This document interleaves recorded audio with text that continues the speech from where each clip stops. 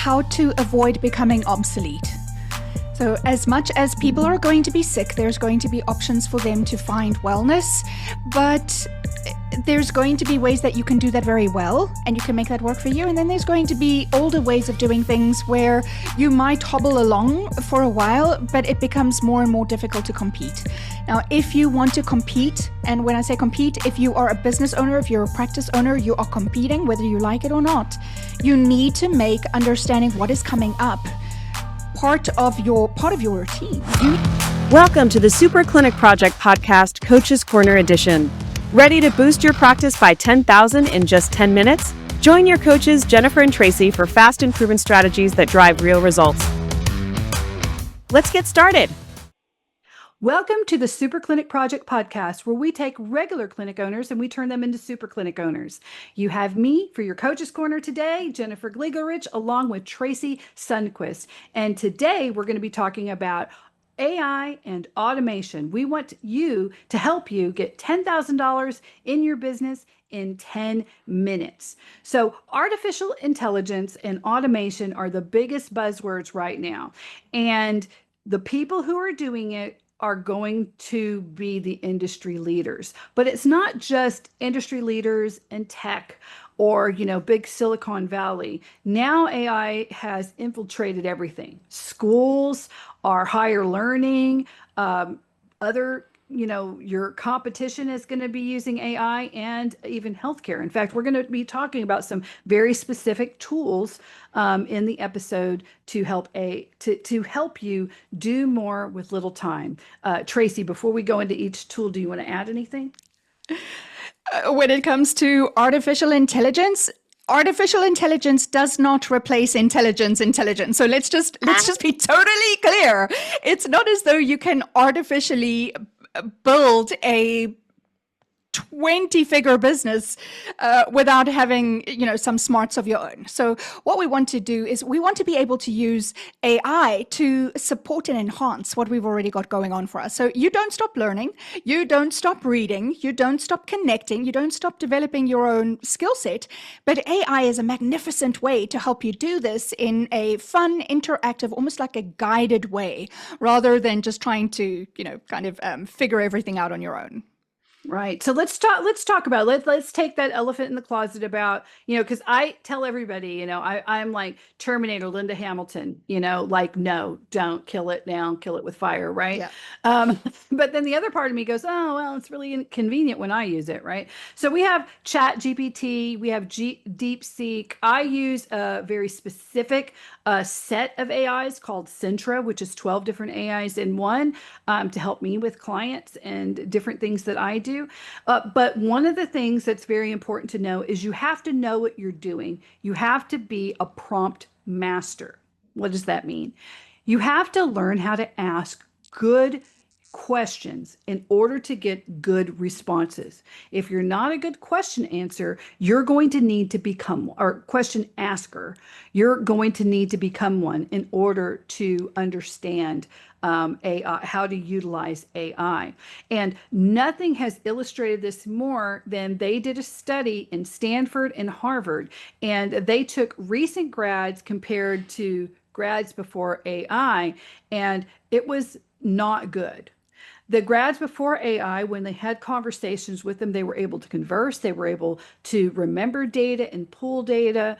The newest grads had what is now a social media trend called the Gen Z stare, where they literally buffer, like, buffering, how something buffers before they speak. They just stare very blankly with a blank expression, and they stare and they think.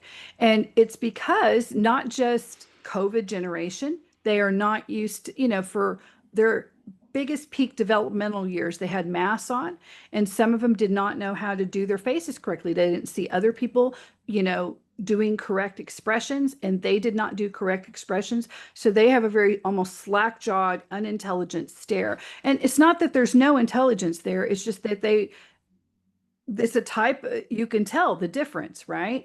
And this is being studied and talked about, and people make fun of it, which I don't think you should make fun of it. But if making fun of it brings to the light, hey, there's this challenge we need to overcome as a society, and some people need help, then we need to talk about that.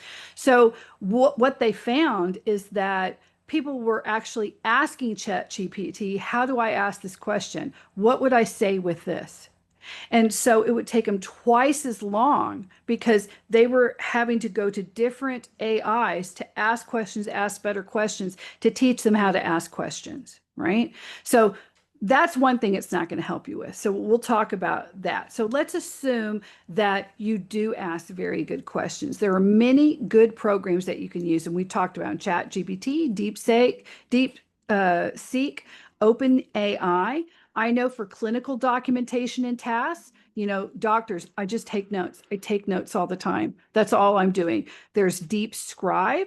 There's Heidi that actually does clinical notes and documentation. We have law docs that use those, and Regard, Regard. These are all ones to look into.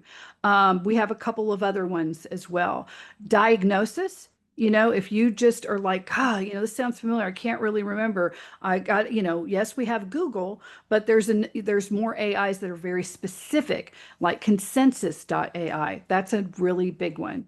If you want to revolutionize workflow in a clinic, you would use Regard. No, you would use Olive to do that. Also, Regard can do a little bit with that as well. But there's just a lot of tools, and you have to know which tools. So here is your notice that if you are a clinic owner, you're going to need to start researching what other AIs your bigger competition is using and how you can do it. Because for every huge paid AI, there is going to be a free or almost free version of that. And start seeing how you can utilize this. We have a core value here, which is think like an owner, but then also to grow or die.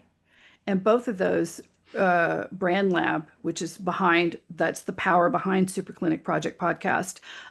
Those two core values definitely are in what you're about to do. You've got to grow, and you've got to think like an owner. And owners always think, how can I grow? How can we do more with less? What else do you want to add to that, Tracey? Because I've been talking for too long. Oh, no, no, no, no, no. I think really what we're looking at is how to avoid becoming obsolete. So as much as people are going to be sick, there's going to be options for them to find wellness, but there's going to be ways that you can do that very well, and you can make that work for you. And then there's going to be older ways of doing things where you might hobble along for a while, but it becomes more and more difficult to compete. Now, if you want to compete, and when I say compete, if you are a business owner, if you're a practice owner, you are competing, whether you like it or not, you need to make understanding what is coming up part of your routine. You need to be spending a set amount of time every single week making sure that you are seeing what is coming up in terms of the area that I specialize in terms of the medical rules and regulations, in terms of new research and development. You need to make sure that you are always on the lookout on external things that have the potential to disrupt. And unfortunately, or fortunately, it's actually fortunately, because I do see AI as a magnificent complement to helping us streamline things, taking out more of that user error, being able to integrate more effectively, communicating very effectively, helping us not forget stuff. I mean, there's such powerful ways to use this, but you need to start. You need to understand it's going to be part of your business, whether you like it or not. So how can you start integrating those things as part of your day to day? I would put in as a daily task, maybe you know how we journal and we do other things. We all have our morning routine. Successful people have a morning routine that helps you on your day. Maybe it's I wake up, I put my makeup on, and then I have a very special sort of tea that I use, and that I like, and it's very healthy. And then I go take a walk, or maybe I've done that before. Whatever it is.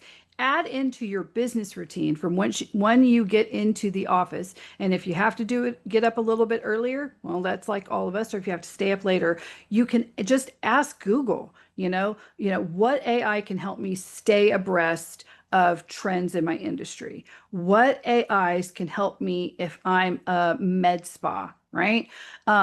And you'd be amazed that somebody is building something for you. Little things that would have taken forever, like I want to send out birthday reminders. And we want to give everyone on their birthday month 10% off. That used to be a real manual task. Then it became, well, you put it in here and the system does it.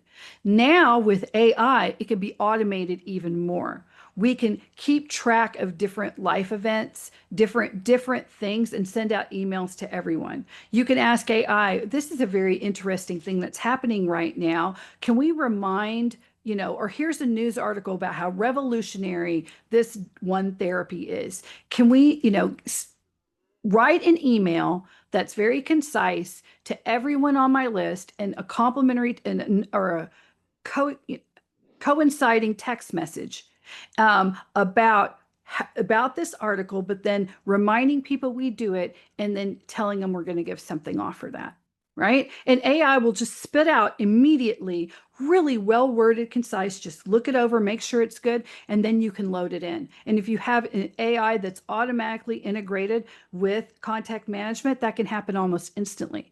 And what that does is just engages you more with the people who are already interested with you, more positioning you as an expert. It's all about doing more with the same amount of time that we always have, that we all have. And that can have a wonderful positive effect on the patient experience. I mean, that's really what it's all about. If it can make things better for the patient, then absolutely, it's time to embrace the artificial. Yes, it is. Yes, it is. Even if I want to burn some of it with fire, like those Boston Robotics dogs. Those are terrifying. Those are terrifying. Anyway, guys, this has been 10,010 minutes. This is our Coach's Corner. Please like, follow, and share. And do not forget to give us a 5-star review. I beg you, please 5-star review us on the platform that you're listening to right now. And you guys, y'all have a great Super Clinic week. Bye-bye. Thank you for listening to the Super Clinic Project Podcast, Coach's Corner Edition. If you would like to work with Jennifer or Tracey to 2 or 10x your business, then go to superclinicproject.com and click on either Jennifer or Tracey's photograph to book a complimentary session. Your greatest breakthrough is just a session away.